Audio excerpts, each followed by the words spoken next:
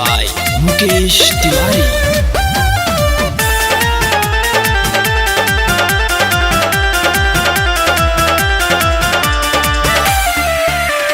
ससुरा के भातारे सखी मिलल बा बेलूरा, दिन रात हमारा से रहे तबे दूरा।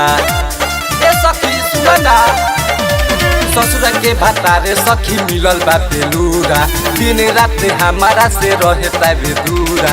सुनू रे सखिया सैया के जैसन दिल ना होखे, सुनू रे सखिया सैया के जैसन दिल ना होखे।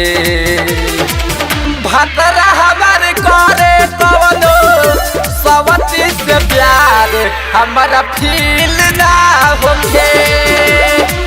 भातरा हमारे करे कवनो सवती से प्यार हमारा फील ना होखे।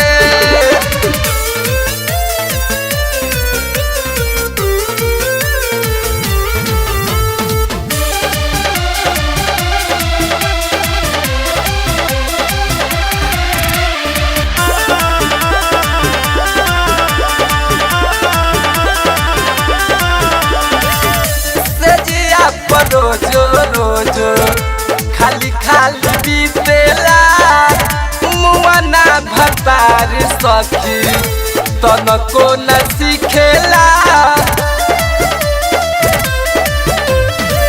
से जिया पर रोजो रोजो खाली खाली बीतेला मुआना भतार सखी तनिको न सिखेला।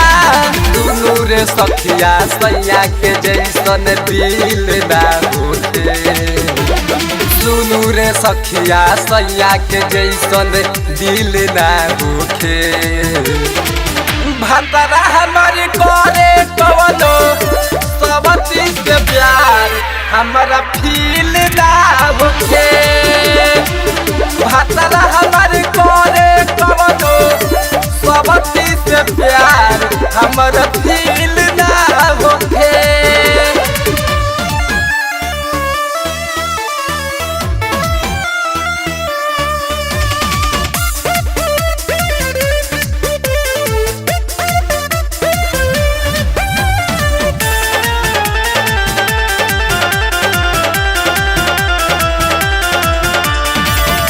मुकेश तिवारी भातरा रहेला दूरे दूरे, देवरा मतलबी सखी जगह पर घूरे। मुकेश तिवारी भातरा रहेला दूरे दूरे, देवरा मतलबी सखी जगह पर घूरे। सुनू रे सखिया राजन के जैसन दिल ना होखे, सुनू रे सखिया पवन के जैसन दिल ना होखे। भातरा हमारे करे कवनो सवती से प्यार हमारा फील ना होखे।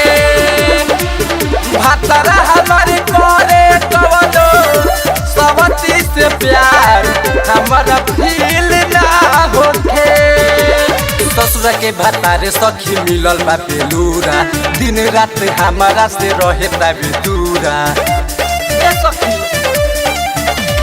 ससुरा के भातारे सखी मिलल बा बेलूरा, दिन रात हमारा से रहे तबे दूरा। सुनू रे सखिया सैया के जैसन दिल ना होखे, सुनू रे सखिया सैया के जैसन दिल ना होखे। भातरा हमारे करे कवनो सवती से प्यार हमारा फील ना होखे।